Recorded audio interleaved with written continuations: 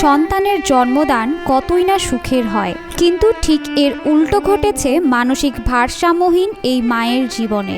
কন্যা সন্তান জন্ম দিলেও তার বাবাকে তা কেউ জানে না। সন্তানের মা হওয়ার সুখ বোঝার মানসিক ক্ষমতাও নেই এই মায়ের।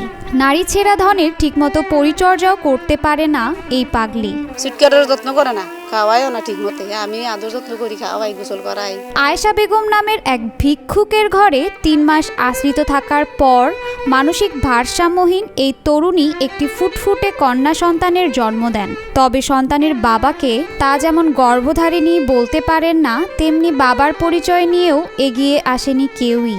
আয়েশা যেই লালন পালন করতেছে, আগে ছিল একজন, ওনার নাম কোথায়, বাড়ি কোথায়, ঠিকানা কোথায়, এটা আল্লাহ একমাত্র ভালো জানে। এখন আবার যাও ডেলিভারি হয়েছে, আল্লাহ যাও বাচ্চা হয়েছে, মেয়ে। বান্ডেল থাকলে প্রতি সেনমানিতে টাকা বাঁচবে।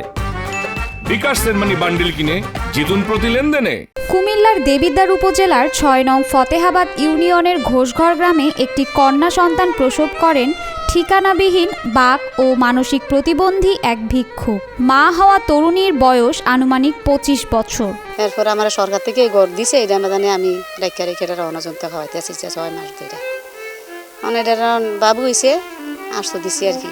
একদিন এলাকার সুবিল বাজারে ভিক্ষুক আয়েশা বেগমের চোখে পড়ে একটি গর্ভবতী যুবতী মেয়ে রাস্তায় বসে মাটি পাতা খাচ্ছে।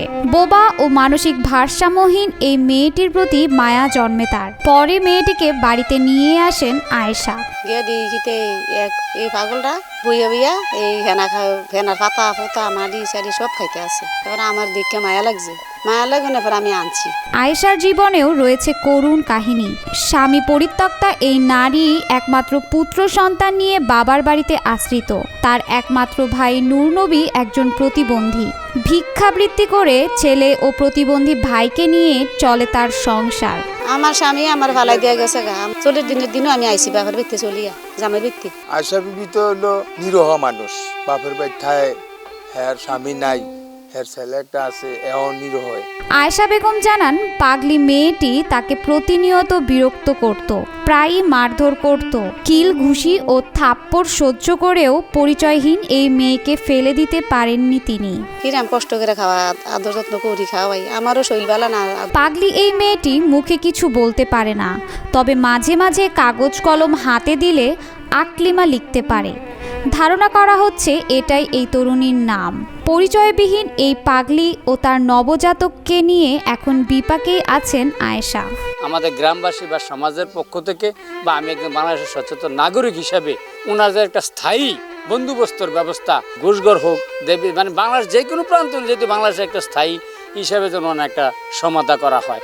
নিজে চলতে না পারলেও সহায় সম্বলহীন ভিক্ষুক আয়েশার এই মানবিক রূপ স্থানীয়দেরও বাহবা কুড়িয়েছে। তবে দুমুঠো ভাত জোগাড় করতে আয়েশাকেই যেখানে অন্যের কাছে হাত পাততে হয়, সেখানে আরেকজন নবজাতকের পুষ্টিকর খাবার সংগ্রহ করা দুষ্কর হয়ে পড়েছে। এমন অবস্থায় অসহায় এ পরিবার আর আকলিমা ও তার নবজাতকের পাশে থাকতে প্রশাসন ও বিত্তবানদের এগিয়ে আসার আহ্বান জানিয়েছে তাদের পাড়া প্রতিবেশী।